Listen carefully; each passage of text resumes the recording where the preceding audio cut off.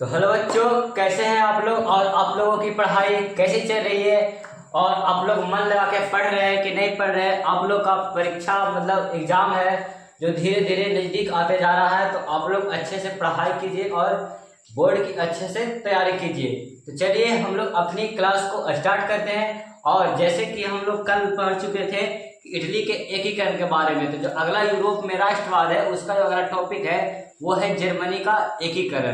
ठीक है, तो देखिए कि जर्मनी जैसे इटली गुलाम था तो उसको आज़ाद दिलाया गया, जैसे कि 3 महानायक मिल के आज़ाद दिलाया था। गैरिबाल्डी था, काउंट काबू था, विक्टर इमैनुअल था और ये मेजनी था। तो ये सब मिलके जैसे ही इटली को एकीकरण किया, उसी तरह से अब जर्मनी का एकीकरण करना था। किसका एकीकरण करना है? जर्मनी का। जर्मनी में हुआ था क्या कि मतलब इसको ऑस्ट्रिया ने क्या किया था कि अलग अलग भागों में छोटा छोटा भाग करके 300 राज्य बना दिया था। मतलब एक ही देश में 300 राजा, 300 प्रकार के जनता का प्रशासन रहेगा, तो सोचिए कि कितना दिक्कत होगा झेलने में। मतलब यहाँ से आप 10 किलोमीटर गए जाइए, 50 किलोमीटर जाइए, उसके बाद राजा चेंज, 10 किलोमीटर जाइए राजा चेंज, तो यही हुआ करता था। तो अब लोगों को लगा कि नहीं यार, ऐसे काम नहीं चलेगा, जर्मनी का भी एकीकरण करना पड़ेगा। तो जिस तरह से इटली का एकीकरण 1871 में पूरा हुआ था, उसी तरह से अब जर्मनी के एकीकरण के बारे में बात करते हैं। ठीक है, तो जर्मनी के एकीकरण में क्या मतलब कैसे यहाँ को लोगों को लगा कि नहीं एकीकरण करना चाहिए। तो जर्मनी में एकीकरण के लिए जो उदय हुआ वो कुछ कारणों से हुआ था।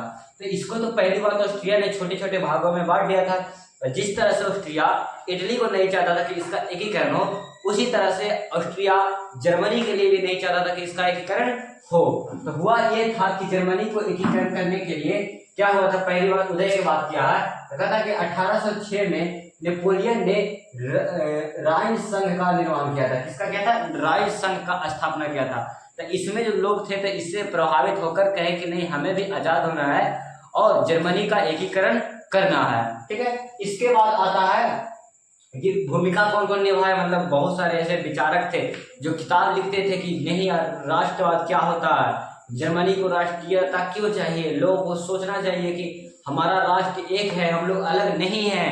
तो वही हुआ कि जो भूमिका निभाने वाले कौन कौन थे, तो इसमें जो कवि थे उन लोगों का कुछ न कुछ नाम दिया गया है। तो पहला कुछ हेगेल थे, फिर थे कांट, हमोल्ट, ये सब थे। ठीक है, फिर उसके बाद आता है कि और क्या क्या हुआ, तो एक संस्था बनाया गया था व्यापारी के द्वारा। जो प्रसा का राजा था वो बहुत अत्याचार करता था व्यापारियों पर, तो व्यापारियों ने मिलकर एक संस्था बनाई जिसका नाम था जालबेरिन। अब वो पूछेगा कि व्यापारियों की संस्था कौन थी, तो जालबेरिन। जालबेरिन किसकी संस्था थी? तो व्यापारियों की संस्था थी। ठीक है, बिस्मार्क के नहीं मारिएगा, कहा है कि व्यापारी लोग मिलकर इसे बनाया था, इसीलिए इसे व्यापारियों का संगठन कहा गया था। उसके बाद आता है कि अब इसके बाद क्या हुआ, तब लोगों को जो राष्ट्रवादी नेता थे, जो राष्ट्रवादी विचारधारक थे, उन्होंने फ्रैंकफर्ट संसद में बुलाया एक मीटिंग और 1848 में बोला फ्रेडरिक चौथा को, मतलब फोर्थ को, कि आप प्रसा का राजा बनिए। लेकिन ये है डरपोक। ये कौन था? डरपोक। ये डरता था ऑस्ट्रिया से कि अगर हम इससे दुश्मनी मोल ले लेंगे ऑस्ट्रिया से तो हमें राजा बनने से कोई फायदा होगा नहीं। कारण कि ये भी एक निरंकुश राजा का ऐसा सोचता था कि मतलब हम अपना राज्य अलग है, मेरा महाराज ऑस्ट्रिया है, ये सोचता था। ठीक है, तब अब इसको भाई को बुलाया। चलिए अब ये तो नहीं बन रहे, तो इसको भाई को बुलाया गया, विलियम प्रथम। किनको बुलाया गया? विलियम प्रथम को। अब इसको यहाँ का जर्मनी का क्या बना दिया गया? राजा। प्रसा का क्या बनाया गया? राजा। तो पूछता है प्रसा का राजा कौन था, तो विलियम प्रथम। तो जिस तरह से काउंट काबू को विक्टर इमैनुअल ने चुना था, उसी तरह से यहाँ पे विलियम प्रथम जाके चुनता है अपना बिस्मार्क को, और बिस्मार्क इटली के जर्मनी के एकीकरण को आगे बढ़ाएगा। और हम देखते हैं कि जर्मनी के एकीकरण को बिस्मार्क कैसे आगे बढ़ाता है। ठीक है, तो चलिए अब देखते हैं कि बिस्मार्क ने ये जर्मनी का एकीकरण कैसे किया और इसको किस किस मुश्किल की सामना करना पड़ा। ठीक है, तो देखिए बिस्मार्क था जर्मनी का एकीकरण करने के लिए रक्त एवं लौह की नीति अपनाता है। मतलब ये कहता है कि नहीं, अब हम लोग शांति से अगर आज़ादी मांगेंगे तो ये लोग आज़ादी देगा नहीं, अब हमको राजनीतिक करके छीनना पड़ेगा, या तो मारेंगे, मार कर आज़ादी लेंगे। रक्त एवं लौह की नीति मतलब कुछ भी हो जाए, हम खून बहे चाहे जो बहे, हम आज़ादी लेकर रहेंगे। तो बिस्मार्क ने रक्त एवं लौह की नीति को अपनाता है, कहता है कि नहीं इसके अलावा कोई और दूसरा काम नहीं चलेगा। ठीक है, तो इसके बाद होता है कि यह 3 युद्ध लड़ता है। कितने युद्ध लड़ता है? 3 युद्ध। अब पहला जो इसका युद्ध है वो डेनमार्क का युद्ध कहलाता है। क्या कहलाता है? डेनमार्क का युद्ध। ये हुआ था पहली बार 1864 में। इसने ऑस्ट्रिया के साथ ये मिलकर ये युद्ध किया था, मतलब एक तरह से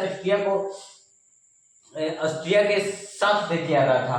तो पहले इसने क्या किया कि प्रसा पर इस डेनमार्क का युद्ध किया, जैसे कि डेनमार्क पर हमला कर दिया। अब डेनमार्क पर युद्ध किया तो प्रसा का था जो उसका जो यहाँ पे स्लिंग में मतलब या इसका राज चल गया प्रसा का, और ऑस्ट्रिया था हॉलस्टीन में। कहाँ था? हॉलस्टीन में। तो बिस्मार्क ने क्या किया कि यहाँ पे जितना भी था ना ज्यादा जर्मन लोग था। कौन था? जर्मन लोग। तो बिस्मार्क ने इसका विद्रोह करवा दिया, कहा कि नहीं यहाँ पे अपनी जनता को रोड पर ला दिया, जिसके कारण इसका सैनिक यहाँ पे पहुंच नहीं पाया था और नहीं पहुंच पाया था, जिसके कारण ऑस्ट्रिया यहाँ से गुस्सा हुआ था, मतलब गुस्सा गया था। अब डेनमार्क हुआ था 1864 में। ठीक है, उसके बाद होता है सेडोवा का युद्ध। सेडोवा का युद्ध क्या है? ये हुआ था 1866 में, मतलब 2 साल बाद। तो क्या हुआ कि 2 साल बाद ऑस्ट्रिया तो इससे गुस्सा है ये था, तो फ्रांस और विक्टर इमैनुअल से ये कर लिया संधि। ये क्या कर लिया? संधि की। देखिए भाई मारने आ रहा है और इसको कैसे कैसे करके वहां पे ले आया कि देखो लड़ने आ रहा है, ये करने आ रहा है। तो इस तरह से दोनों मिलकर, सब ने मिलकर ऑस्ट्रिया को यहाँ से बाहर निकाल दिया।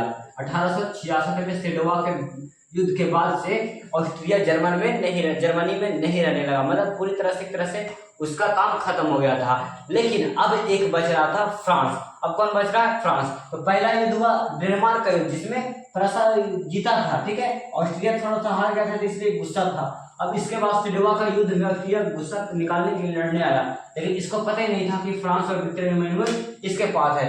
गुप्त संधि कर लिया था, इसको ललचा दिया था कि आओ भाई मार रहा है हमको, मारो तुम। इसी तरह से यहाँ से इसको ऑस्ट्रिया से पूरी तरह से हटा देता। फिर आता है कि अब फ्रांस जर्मनी का एकीकरण को पूरा करने के लिए फ्रांस को हटाना जर्मनी से बहुत जरूरी था। अब फ्रांस को हटाने के बाद कैसे चलेगा भाई? तो फ्रांस को हटाने के लिए फ्रांस के जो एक स्पेन है, स्पेन जगह पे जो एक उत्तरदायी जो राजा बनने वाला था, मतलब राजा बनने वाला था, उसके बारे में गलत अफवाह फैलाता कि राजा ऐसा है, राजा वैसा है। ठीक है, तो जिसके कारण वहां की जनता भड़क जाती है कि हमारा राजा को ऐसा कैसे बोल दिया। अब जनता भड़की तो राजा पर कुछ ना कुछ असर पड़ेगा। तो नेपोलियन तृतीय था, वो भड़क गया। अब वो भड़क के इसके साथ 18 जून और 1870 में इसके साथ युद्ध की घोषणा करता, और युद्ध की घोषणा करता है पहले से कुछ रेडी रहता है, आके इसको फ्रांस को भी यहाँ से हटा देता। और सेडोवा के युद्ध के बाद फ्रांस भी यहाँ से हट जाता। तो ऑस्ट्रिया आ जाता किसके? सेडोवा के युद्ध के बाद, और सॉरी फ्रांस हटा था सेडान के युद्ध के बाद। उसके बाद सेडान के युद्ध के बाद, सेडान का युद्ध था 1870 में, और ये हुआ था 1866 में, ये 64 में। 2 साल बाद हुआ, फिर 3 साल बाद, 4 साल बाद हुआ। ठीक है, उसके बाद 1 साल बाद होता है फ्रैंकफर्ट की संधि। तो फ्रैंकफर्ट की संधि में कहता है जर्मनी कि अब जो भी हुआ है जो हम करेंगे। ठीक है, मतलब जो भी फैसला लिया जाएगा मेरे अनुसार लिया जाएगा। 10 मई 1871 ईस्वी को 10 मई 1871 ईस्वी को जर्मनी का एकीकरण पूरा होता है, और इसमें बिस्मार्क की बहुत महत्वपूर्ण भूमिका रहती है। और इसने आपको याद रखना 3 युद्ध लड़ा था। क्या लड़ा था? 3 युद्ध। तो पहला लड़ा था डेनमार्क वाला युद्ध, फिर दूसरा सेडोवा का युद्ध, फिर तीसरा सेडान का युद्ध। इसमें ऑस्ट्रिया को थोड़ा सा भड़काया था, अब भड़क के फिर इसमें लड़ने आया सेडान का युद्ध में, सॉरी सेडोवा का युद्ध में। सेडोवा का युद्ध लड़ने आया, जैसे इसको हटा के मार के भगा दिया। फिर आया सेडान के युद्ध में फ्रांस की बारी, इसको भड़का के इसको लड़ने लगे, उठ के आया, पहले से तैयार था, उसको मार के भगा दिया। तो बिस्मार्क का बहुत महत्वपूर्ण भूमिका था जर्मनी के एकीकरण में, और इस तरह से जर्मनी का एकीकरण 1871 में फ्रैंकफर्ट की संधि के द्वारा पूरा होता है। और आप लोग यहाँ तक हमेशा याद रखिएगा, एग्जाम में बहुत अच्छा से क्वेश्चन पूछता है, इससे बहुत अच्छा। तो आज की क्लास यहीं तक रखते हैं, और जर्मनी के एकीकरण पूरा हो गया।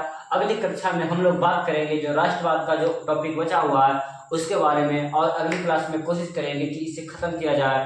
तो आप लोग अच्छे से पढ़ते रहिए, और thanks for this watching video.